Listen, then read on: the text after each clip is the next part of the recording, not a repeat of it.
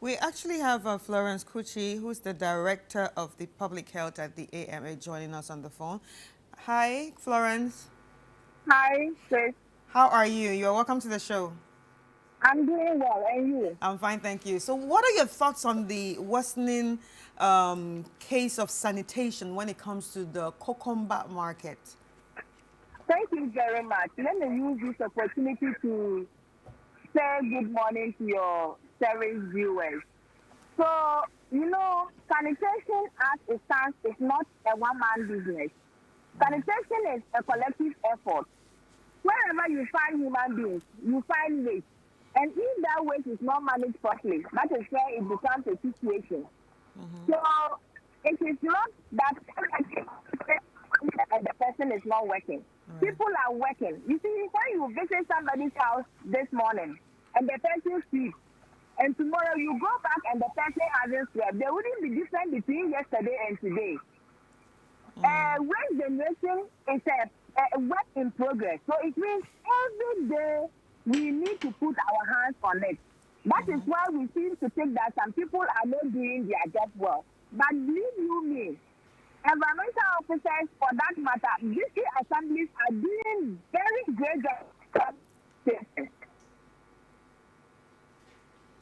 Hello, Florence. Yeah. Yes. Hello. Hello, Florence. All right, I think there's a challenge there, and we will get to connect with her later on the show. But yeah, she said like they are actually doing what they are supposed to do. But I feel like you see, okay. Hi, Florence. Yes, hi. Yes, Yes. yes, you can continue. Yes. So as I'm saying, so it's all bounce back. You see, people are supposed to register and pay for the waste they generate. But people are refusing to register and pay for the waste they generate. You go to areas, people hold refuse in their homes. And when it is raining, they bring out these refuse and come and dispose them into the drains. That need to flood them. This one, is it the doing of the authority or the doing of the government or the doing of the individual? That is why I said we all need to play our part when it comes to sanitation. Right, People burn waste indiscriminately. right. And burning of waste does not just have an impact on poor sanitation, also has an impact on the air we breathe. True. You talked about people paying for the waste that they generate. Can you expatiate on that? How does it work? Okay, thank you very much. You know, in 2008, Ghana came out with a policy by name Polluter Pay System. It means anyone that generates waste must pay for the waste that you generate for it to be disposed. And you do so by registering with an accredited waste collecting company. Okay. This accredited waste company also employ people who deal in traffic so that they can help them to go into how to reach areas that their trash cannot go in. And you need to have a waste container. You who is generating the waste must have a waste container in your house. So that when you generate the waste, you can put in the waste for it to be lifted from you. And that was done, we were practicing the linear waste management system. Now we are moving or transitioning from the linear waste management system into the circular economy. The circular economy is a way that when you generate your waste at source, you store the waste and put them into license. Those that are recyclable can be sent to recyclable waste recycling plant for recycling. And through that, you yourself, you can generate some form of financial gain from the waste that you have segregated. And also, those that are organic, we can turn them into organic manure. And this manure can be channeled into our backyard garden for us to grow vegetables and feed ourselves. So that some money that you could have sent to the market to go and purchase goods, it will now be turned towards your backyard garden. You will get free food products for your backyard garden. And that money can be used to do a different thing. It is all leading to improvement of what? Development and productivity. But Yeah. we are not seeing these things. Right. It is a crime to have to not to register with a waste collecting company. It is a crime to live in a house without a waste bin. Right, right. So what about the issue of fecal matter? When we spoke to one of the guides that was, picking up the plastics, he talked about the issue of fecal matter being tied in, plastic bags and just being thrown away. What do you have to say about that? Don't you think that there should be, say, more public toilets or something like that? Thank you very much. Public toilets are not for people who live within the community. There is a law that every house must have a toilet facility. So if you have a house that has no toilet, it is mandated that you should have a toilet. When environmental officers come across a house that does not have a toilet, we take action against you. We send you to court, and court someone orders you to get a toilet facility for the house. Because before you attain your building permit, you must make provision for toilet facility, sanitary facilities in the permit before it will be granted for you. People build the toilet and they turn the toilet into rooms. Somebody says, so what are the environmental health officers doing? The environmental health officer to the population is so huge that we are not able to reach everybody. The whole country, we just have few number above 4,000 environmental health officers. And we are going to work against 30 million people. So you can see the deficit. It can take 1 year that an environmental officer is not able to get to a particular community. That is why we keep saying the government should see preventive more important, be more proactive than the curative. Because if you keep neglecting the preventive officers, there is going to be a lot of communicable disease that we could have prevented. And it's going to lead to pressure on the healthcare facilities that we have. And money that would have been channeled for development will be channeled for the treatment of non-communicable diseases. So it's hard that it is health officers. Everybody is calling for the then sama. Yeah. As I'm speaking with you, I am a sama. I have been a sama for the past 20 years now. Then they used to wear uniform. An environmental officer is a law enforcer. Every law enforcer is supposed to wear a uniform by law. Government has stopped providing uniforms for environmental health officers. Government has stopped giving logistics to environmental health officers. Interesting. When did you see somebody give environmental health officer a vehicle? Government gives environmental officer a vehicle that they should use for enforcement. Environmental officers need to be applied. We walk about 10 kilometers square every day just to spread the news of sanitation. And because we are not many, we are not able to do that. And there are officers that have completed school for the past 4 years now, and they are sitting in the houses. They are not posted. Meanwhile, we are thinking of posting sanitation guards. If you don't employ the environmental health officer and you employ sanitation guards, who is the sanitation guard coming to guard? Interesting. Florence, well noted. You made your point around the responsibilities of citizens, residents, and that of government in terms of funding the initiatives, public health officers embark on. But kindly help me here. I'm looking at the 2021 population and housing census, right, which points to the fact that 17% of households in the country do not have any restrooms or toilet facilities. Now, we also know that in 2014, an initiative was launched by the World Bank in collaboration with the Accra Metropolitan Assembly, which sought to, provide these public toilet facilities for these communities. And we know that in 2020, the program was revised. Now the question is, how many public toilets, have you as an assembly been able to provide together with the support from the World Bank within this period? Are you able to tell us? Yes, thank you very much. So you see, the program, the World Bank project that came, that is the Gamma Toilet Facility Program. It was to support houses that do not have toilet facilities. That is the low-income communities that cannot provide toilets for their homes. People, you go to register somebody and the person will tell you, I don't have a space to even build the toilet facility. And people want to toilets. But we keep telling the public that public toilet is not for people who are living within the community. It is for people who have traveled to those communities to go and carry out a tax and does not live there. So when they are pressed, they can use those facilities. But in this our country, a lot of people want to use public toilet as their household toilet. Now the question is, if you do not have a toilet in your house, and then in the night you are pressed, what do? People will defecate inside black polythene bags and throw them away. And it leads to it contaminates the environment and produce foul smell. And foul smell at the end of the day, somebody is inhaling air that is being polluted. Interesting.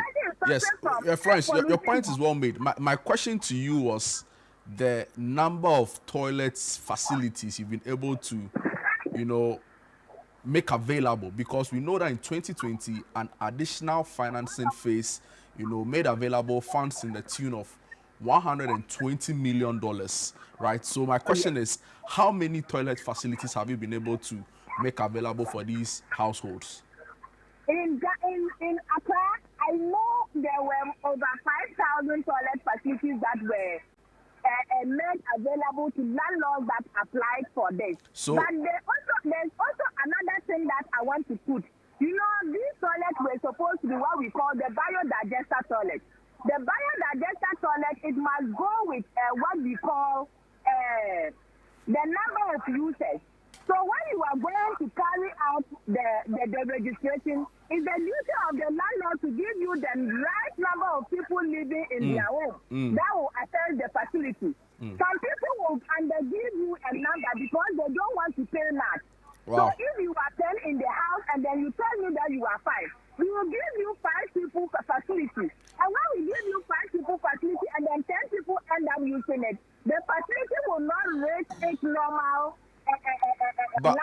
but what structures did you put in place to check, some of these people who are trying to cut corners? And again, $120 million for 5,000 toilet facilities. That sounds quite inadequate, and I'm sure you agree. I am talking about Accra Metropolitan Assembly, not the complete Ghana. The project was for Ghana, but I am talking about Accra Metropolitan Assembly specifically. All right.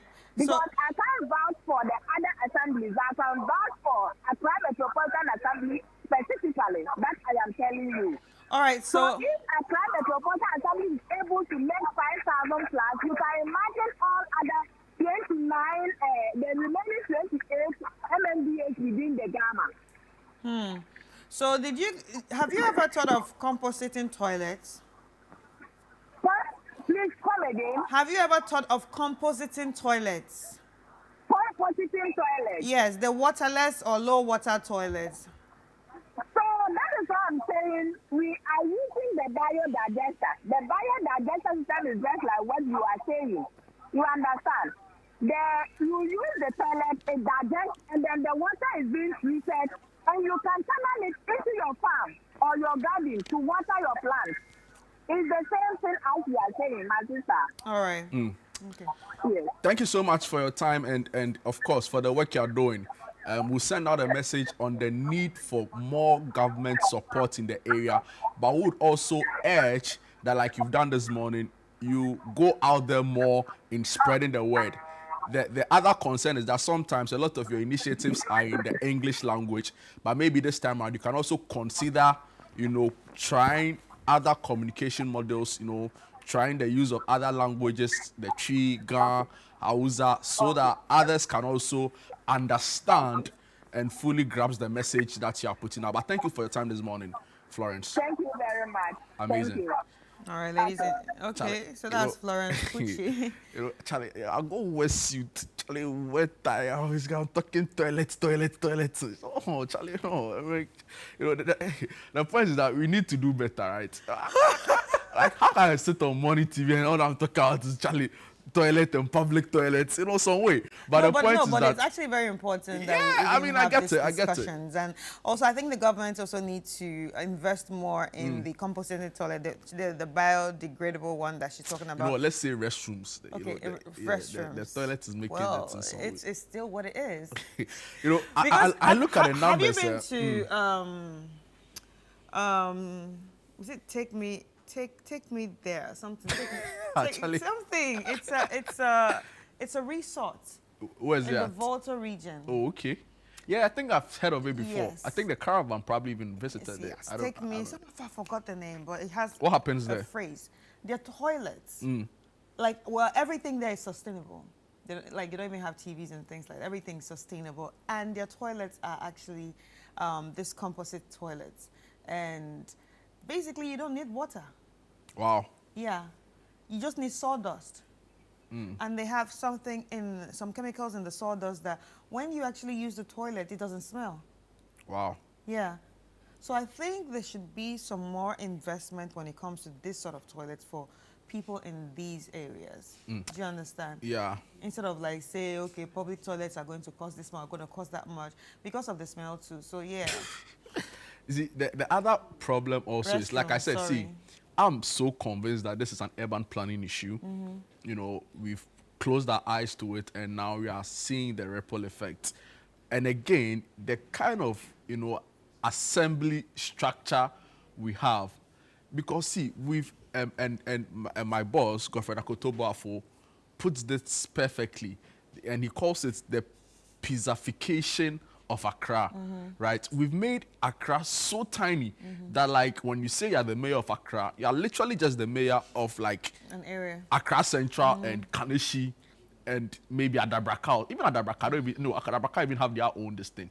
So we've broken it up so much that it's very little, and the impact cannot really be measured. Right. So initially, what an initiative, an umbrella program like Gamma, which was supposed to address household public toilet concerns, would have been able to achieve with this. Now we see that You have to break it into you have so to many break it down, parts. and the tracking becomes a It's problem.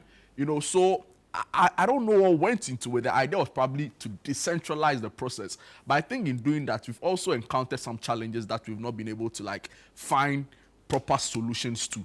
So I think that we need to relook this. And we talk about Accra, but you go to the northeast region, for example, where the lack of restrooms or toilet facilities is 80%. So it's we are discussing it because this report was filed in Accra, but it's a national problem. Right, We don't have public toilets or enough public toilets in the country. Right. And as a government, this should be a major priority. Right. And I think there should be a little bit more awareness on the issue of sanitation. There should be more awareness on that, on how people dump their refuse, on how people throw trash, because it's that little thing that you do from your car that causes big problems like this. Just throw it. Just throw it. Sandra has You an understand? interesting story. So I think it's important that maybe they put up billboards again. It's in our faces, it's on the radio, it's, and people will adjust. Yeah. Because there used to be a time, some years ago,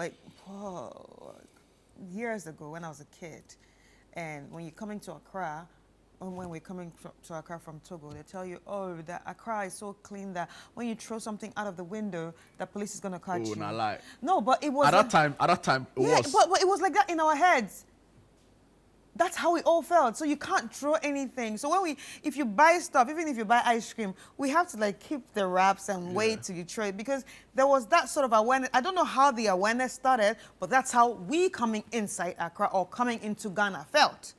See, I'm going to say this, right? And I think it's also training, because back in school in Accra Academy, and I'm sure a lot of people who went to the school would attest to it. See, for some reason, the campus was really clean, because it was a message every morning. You don't have to litter. Keep the litter in your pocket, keep it in your bag. You get to where a dustbin is, you drop it. It was so clearly spelled out that it became a part of us, right? And I think going forward, we should do that. And Chris, I make a point also that the way we communicate these initiatives, right? Sometimes we go and get a funding, then we do one big English advert. You're playing on ChannelOne TV. Yeah. But again, we need to be very critical and nuanced with the way we put it out. Because maybe the people watching Channel One TV are not necessarily the people in some of these environments, They're- right? they're- So you need to speak they are their language. Definitely not the ones throwing the trash in those environments. To shock you, sometimes people wear the suit and tie, even the worst. But the point is that, like, we should be very nuanced in the approach. We should speak their language. We should go to them. So I again agree with Florence that government needs to be doing more. Local government, And like, I could, and I we could should hear the see pain it. in her voice. Back in the day, there was this advert of like the woman who was pounding fufu, and went to use the washroom, and they depicted the germs with like the purple thing. I'm still referencing that advert 20 years down the line, right? So when was the last time you saw an advert like that on public health? No. Exactly. No. Another one too they did. Malaria free future. When the children are singing, I can't even do the dance. I won't do it this morning. But the point is that, you see, all of those things stuck with us. Yeah. You get it. So like now when you see, what's it called? Is it like water that is Stagnant water. Stagnant water. Wait, yeah. Stagnant. What is it? Stagnant. Why is it stagnant water? Yeah. You are now like, you are conscious. Like, actually, no, a mosquito, is it larva or pupa? Lava, yeah. My teacher, she died early, forgive me. So the mosquito larva is, you are conscious, Yeah. and you take action. So I think that we need to take our mind back to some of these Those things we did days, in the past. Yeah. You see, that's why, like we're all saying, that's why it's important that maybe there should be a national campaign that will create awareness. But we don't have money. That's We always keep saying we don't have money. That's We the don't have truth. money. So you the don't money, think- they are using it for something else. Well, we have messages concerning this issue that we talked about. Hi, please, the word toilet is a very genuine word. In UK, they don't use words like restroom or gents or ladies. Toilet is fine. And this is by someone called No, but you see, if you go to like Accra Sports Stadium's washroom, and you go to like Accra Academy boys dormitory, that is okay, so there's a washroom, there's a toilet. So the toilets, when you say it, like Toilet is toilet. I picture the other ones. Last So one here is, it's good morning, my name is Osman. This is the most dirtiest place I've ever seen. Absolutely. And the plastic must be abandoned. Absolutely. But you know what? We're not giving shout out to a certain group of people. That guy that was picking up the trash with his team, shout out to them. They were picking plastic for recycling. I think those people doing that are really saving us in a certain way. Whether we like, but it's on a very small scale. Yes. It is small. Because he said the government needs to help. I don't know how the government can help them with Yeah, that, so like but I'm saying, we have the Pone site, and I think we have another landfill site. See, by this time, the conversation should be about putting in place some engineering infrastructure to recycle this on like a large, because other countries are doing it. I'm not an expert in the area, so I don't come and sit there and pretend like I'm some, Right. I know it all. But the point is that other countries are doing it, right? Yeah. So we should be able to recycle these plastics. In fact, the brand Adidas, I have a sneaker from Adidas. That's made from recycled product. Absolutely. Yeah. That was picked up from the ocean. Yeah. Of course, it will be expensive to do something like that. But if we are minded about what our priorities are and minded about the health implications this could have on us as a people, right. we should look at it. And I think this also brings the issue of sustainability. This whole talk that we're having is under sustainability. People need to start living or practicing sustainable living, especially I would like to say especially the rich. Yes. You need to be sustainable. You need to start living sustainably and I get reusing. what you mean. You understand? There are things in your house you can actually reuse. There are things in your house that you can actually recycle. Do you understand? So I think people just need to start living sustainably. If you go to certain countries, I'm saying certain, just Cote d'Ivoire here. Do you know when you go to Cote d'Ivoire and you enter their mall and you probably buy something as